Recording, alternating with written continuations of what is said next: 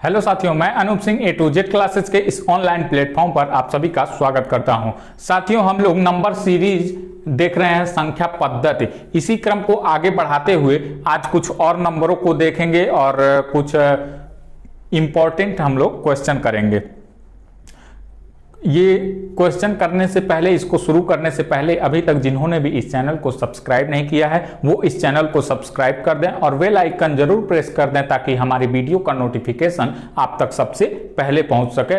और वीडियो को या तो ये वीडियो आप लोग देख रहे हैं तो देखिए, अगर पसंद आ रहा है तो लाइक कीजिए और अगर नहीं पसंद आ रहा है तो डिसलाइक कर दीजिए। आप स्वतंत्र हैं, या तो लाइक करिए या तो डिसलाइक करिए, लेकिन करिए जरूर। और कमेंट करके ये बताइए कि क्या अच्छा है, क्या बुरा है, कैसा और होना चाहिए, लेकिन कमेंट जरूर करिए कि क्या आप लोगों का फीडबैक मिल रहा है। इससे हम लोगों को मालूम चलेगा कि आप क्या सोच रहे हैं, क्या मतलब हमारे बारे में कहना चाह रहे हैं कि और हम क्या इसमें मॉडिफाई करें या फिर और सुधार करें।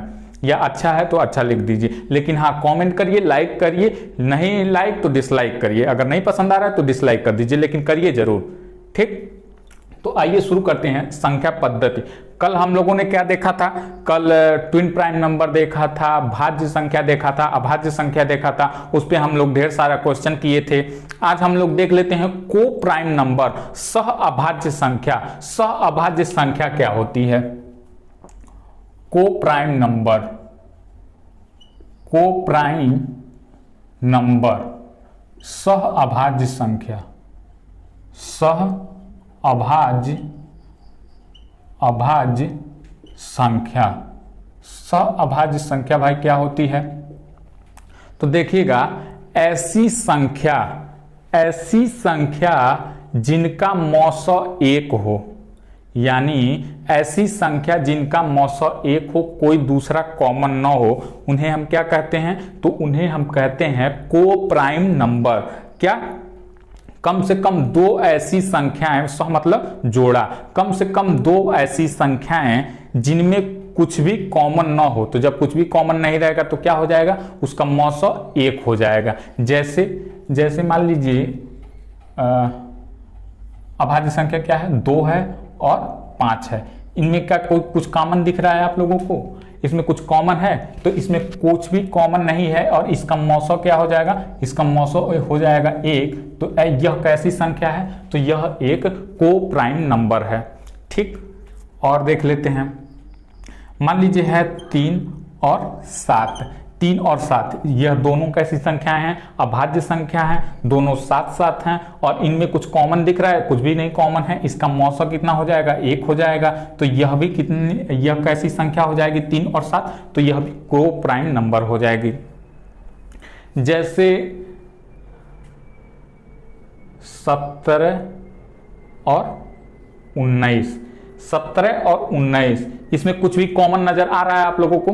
कुछ भी कॉमन? कुछ भी नहीं कॉमन नजर आ रहा है और इसका मौसो कितना हो जाएगा? 1 हो जाएगा। इसीलिए यह भी एक कैसी संख्या है? तो यह भी एक संख्या है, सह अभाज्य संख्या, यानी को प्राइम नंबर। अब इस पे कुछ क्वेश्चन हम लोग कर लेते हैं कि कैसे क्वेश्चन इस पे पूछा जाता है। ठीक है, क्वेश्चन देख लेते हैं। क्वेश्चन क्या है, कैसे क्वेश्चन पूछा जाता है, आइए चलिए देखते हैं। क्वेश्चन आप लोगों के सामने है। क्वेश्चन दिख रहा होगा कि दो सह अभाज्य संख्या का योग, ध्यान से देखिएगा, दो सह अभाज्य संख्या का योग 18 है, तो इनमें कितने मान संभव, इसके कितने मान संभव हैं? दो सह अभाज्य संख्या का योग, दो सह अभाज्य संख्या, क्या? सह अभाज्य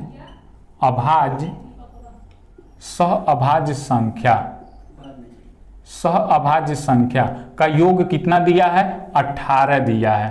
ठीक, दो सह अभाज्य संख्या का योग 18 दिया है और पूछ रहा है कि इनके कितने मान संभव हो सकते हैं जो को प्राइम नंबर हैं। तो देखिएगा, 1 और 17 को जोड़ेंगे, इनका योग दिया है तो 1 और 17 जोड़ेंगे, कितना निकल के आएगा? 18 निकल के आएगा। 2 और 16 इसको जोड़ेंगे, कितना निकल के आएगा? 18 निकल के आएगा। 3 और 15 ये कितना निकल के आएगा 18, 4 और 14 ये कितना निकल के आएगा 18, 5 और 13 ये कितना निकल के आएगा 18, 6 और 12 ये कितना निकल के आएगा 18, 7 और 11 ये भी कितना निकल के आएगा 18, 8 और 10 ये कितना निकल के आएगा 18, और 9 और 9 ये कितना निकल के आएगा 18। अब यहाँ पे देखिएगा अगला अंक क्या हो जाएगा 10 हो जाएगा, और यहाँ पे क्या हो जाएगा 8 हो जाएगा, तो यही रिपीट हो जाएगा, ये पलट के यही रिपीट हो जाएगा, तो इसलिए यहीं तक छोड़ देते हैं। ठीक, अब देखिएगा किनका किनका योग 18 हो रहा है, सबका योग 18 हो रहा है, और किसका मौसम 1 हो रहा है, तो उतने मान संभव हो सकते हैं। जैसे 1 और 17 में कुछ भी कॉमन नहीं है, और इसका मौसम कितना हो जाएगा 1 हो जाएगा, लेकिन 2 और 16 में 2 कॉमन है, 2 से विभाज्य है ये 16, तो इसीलिए यह मान संभव नहीं है। 3 और 15 में 15 भी 3 से विभाज्य है, तो यह भी मान संभव नहीं है। 4 और 14 में 2 कॉमन है, तो यह भी संभव नहीं है। 5 और 13 में कुछ भी कॉमन नहीं है, तो यह मान संभव है। 6 और 12 में 6 कॉमन है, 2 कॉमन है, 3 कॉमन है, तो यह भी क्या हो गया, यह भी हमारा रॉन्ग आंसर हो जाएगा। 7 और 11 में कुछ भी कॉमन नहीं है, तो एक क्या हो जाएगा मौसम हो जाएगा, तो इसलिए यह भी हो जाएगा। 8 और 10 में कॉमन है 2, इसलिए यह भी नहीं होगा। 9 और 9 में यह तो अपने आप में नहीं होगा। तो कितने मान निकल के आए 1 2 3, तो 18 के कितने ऐसे मान निकल के आए, 3 ऐसे मान निकल के आए जो क्या है, जो सहअभाज्य संख्या है। ठीक, अब देखिएगा, आइए कुछ और क्वेश्चनों को देख लेते हैं।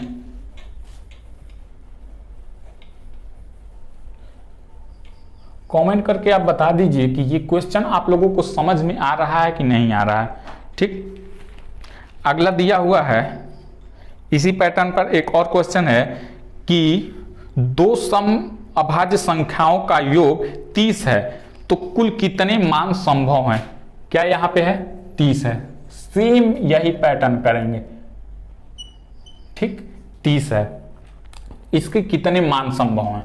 अब फिर यहीं पे देखिएगा 1 और 29 ये कितना निकल के आएगा 30 निकल के आएगा। 2 और 28 ये कितना निकल के आएगा 30 निकल के आएगा।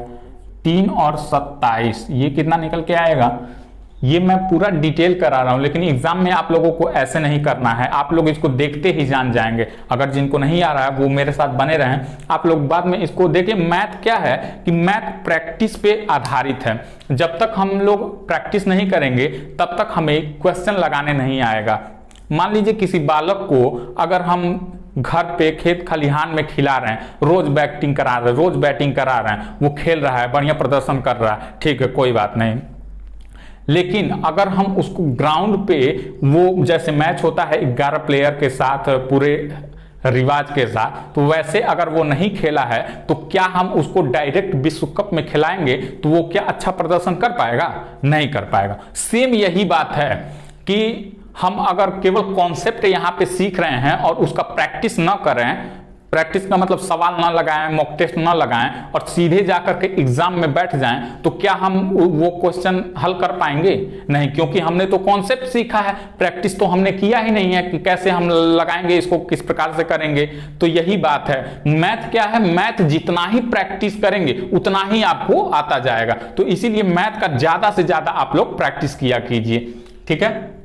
तो यहां पे देखिएगा क्या हो जाएगा, 4 हो जाएगा, 26 हो जाएगा, 5 हो जाएगा, 25 हो जाएगा, और ये संख्या कितनी, ये संख्या 30 ही है ना, हाँ 5 25, और यहाँ पे क्या हो जाएगा 6 24, 6 और 24, 7 और 23, 8 और 22, 9 और 21, 10 और 20, आइए 10 हो गया, 11 और 19, फिर 12 और 18, 13 और 17, 14 और 16, 15 और 15।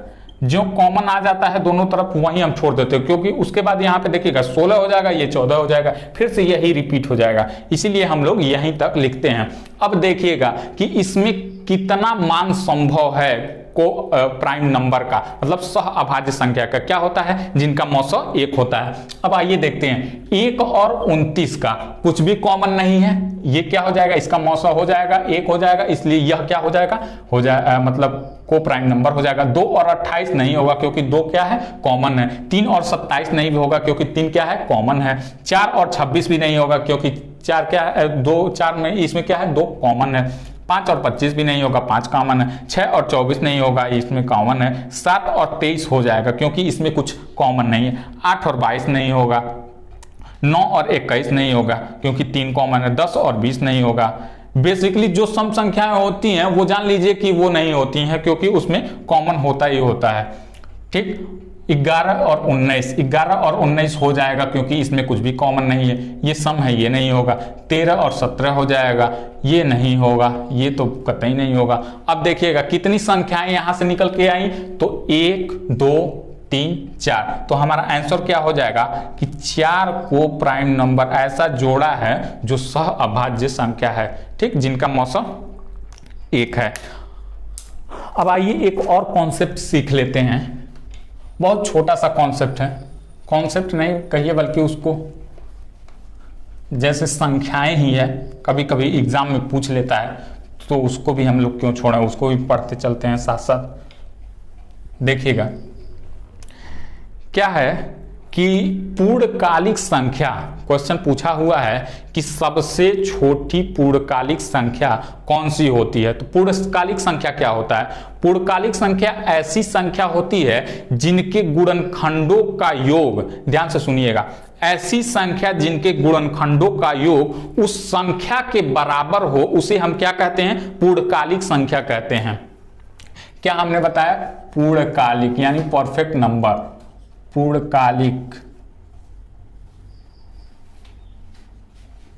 पूर्णकालिक संख्या, पूर्णकालिक संख्या ऐसी संख्या, परिभाषा मैं लिख दे रहा हूं क्योंकि पूछा हुआ है, ऐसी संख्या, ऐसी संख्या क्या, ऐसी संख्या जिनके गुणनखंडों का, जिनके गुणनखंडों का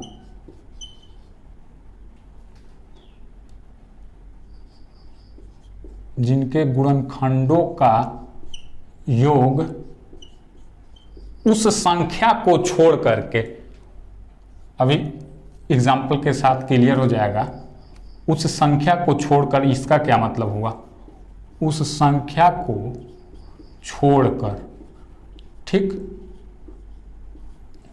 ऐसी संख्या जिनके गुणनखंडों का योग उस संख्या को छोड़ करके, गुणनखंडों का योग उसके बराबर हो, उस संख्या के बराबर हो, उस संख्या के बराबर हो, उसे हम क्या कहते हैं, परफेक्ट नंबर कहते हैं, परफेक्ट नंबर कहते हैं।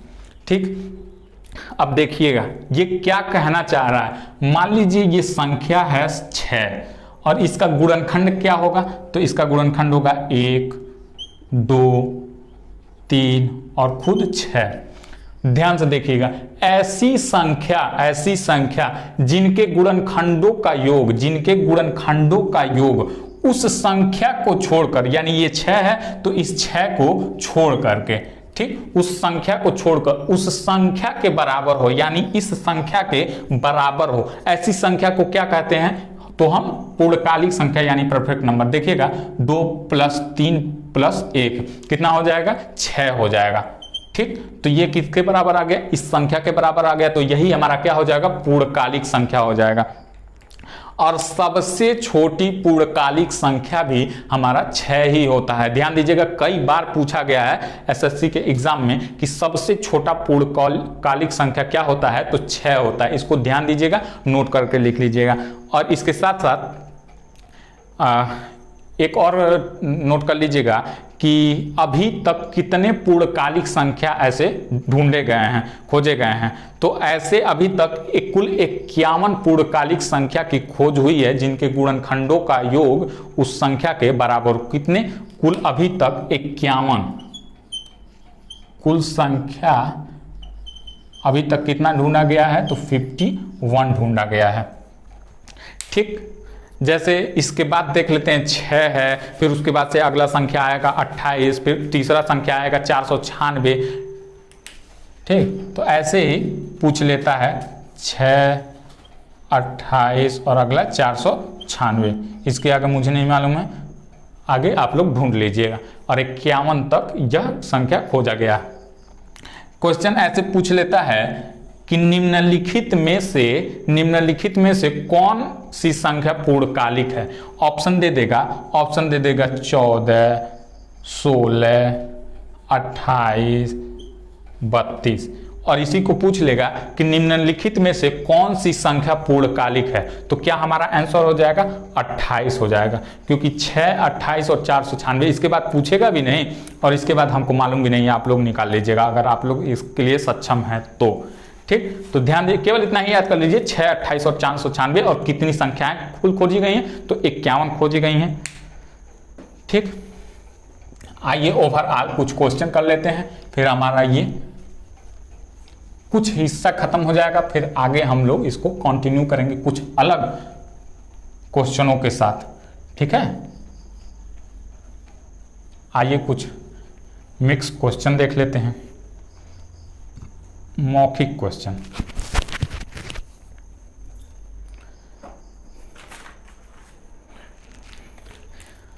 देखिएगा 1 से 100 तक क्वेश्चन आप लोगों के सामने है कि 1 से 100 तक कितनी भाज्य संख्याएं होती हैं।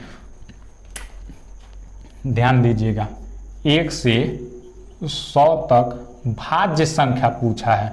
हम लोग क्या पढ़े थे, अभाज्य संख्या पढ़े थे कल। ठीक, अभाज्य संख्याएं कितनी थी, 1 से लेकर के 100 तक 25 थी, और 1 से लेकर के 100 तक में कितनी भाज्य संख्याएं। तो कुछ लोग क्या करेंगे, मान लीजिए 100 तक संख्या है और अभाज्य की संख्या है, अभाज्य है 25, तो पूरे में से 25 को घटा देंगे, जो निकल के आएगा वही कह देंगे आंसर है। जबकि ये क्या हो जाएगा, सरासर गलत हो जाएगा। ठीक, क्या होगा, ध्यान दीजिएगा, भाज्य संख्या कितनी होती है 1 से लेकर के 100 तक, तो 74 होती है। ठीक, भाज्य संख्या 74। एक ऐसी संख्या है 1, ये एक ऐसी संख्या है जो न अभाज्य है और न ही भाज्य है। हम लोग सबसे छोटी अभाज्य संख्या किसको देखे थे, सबसे छोटी, सबसे उल्टा लिख, सबसे छोटी अभाज्य, सबसे छोटी अभाज्य किसको पढ़े थे हम लोग, सबसे छोटी अभाज्य संख्या किसको पढ़े थे, 2 पढ़े थे। देखिए 1 छूट गया। और सबसे छोटी भाज्य संख्या किसको पढ़े थे, सबसे छोटी भाज्य संख्या किसको पढ़े थे, तो ये किसको पढ़े थे, 4 को पढ़े थे। यहां भी 1 का जिक्र नहीं है। सबसे छोटी अभाज्य 2, इसके बाद क्या चलता है, 3 चलता है, 5 चलता है। ठीक, इसके बाद तो ये तो 6, 8 ऐसे चलता है। ठीक है, तो 1 का कहीं देखिए जिक्र नहीं आया, तो यहां क्या हो जाएगा, 1 से लेकर के 100 तक कितनी संख्या है, 74। 1 को क्या करेंगे, छांट देंगे। अब एक और इसी में क्वेश्चन पूछ लेता है,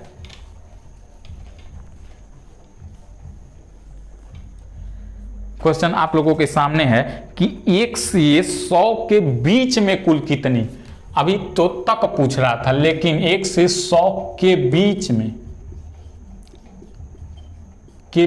में पूछ ले, बीच में भाज्य संख्या पूछ ले, तो क्या निकल के आ जाएगा, तो यह 73 निकल के आ जाएगा। क्यों 73 निकल के आ जाएगा, तो 100 को हम क्या करेंगे, छोड़ देंगे, क्योंकि बीच पूछ रहा है, तो 1 को इधर छोड़ देंगे और 100 को इधर छोड़ देंगे, तो यही जो बीच में आएगा वही हमारा क्या हो जाएगा, आंसर हो जाएगा। तो 100 को हमने यहां निकाल दिया, तो क्या हो गया, 73। अगर 1 से 100 तक पूछे तो 74, और 1 से 100 के बीच में पूछे तो क्या हो जाएगा, 73 हो जाएगा। ठीक, आइए एक और क्वेश्चन देख लेते हैं। ऐसे ही मौखिक इसको समझ लीजिएगा कि ऐसी संख्या जिनके पास कम से कम 3 गुणनखंड होते हैं उसको क्या कहते हैं, उसको हम भाज्य संख्या कहते हैं। ये हम क्यों बता रहे हैं, क्योंकि परिभाषा देख के पूछ लिया था। क्या पूछ लिया था, देखिएगा क्या दिया था परिभाषा, कि ऐसी संख्या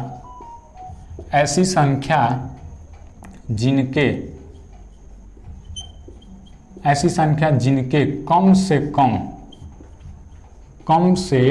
कम कितने 3 गुणनखंड हों, 3 गुणनखंड हो, वो कैसी संख्या होती है, तो वो भाज्य संख्या होती है।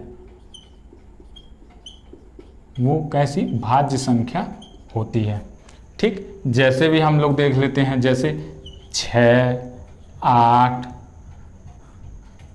4, 10, 15 और क्या 21, ऐसे बहुत सारे संख्या हैं।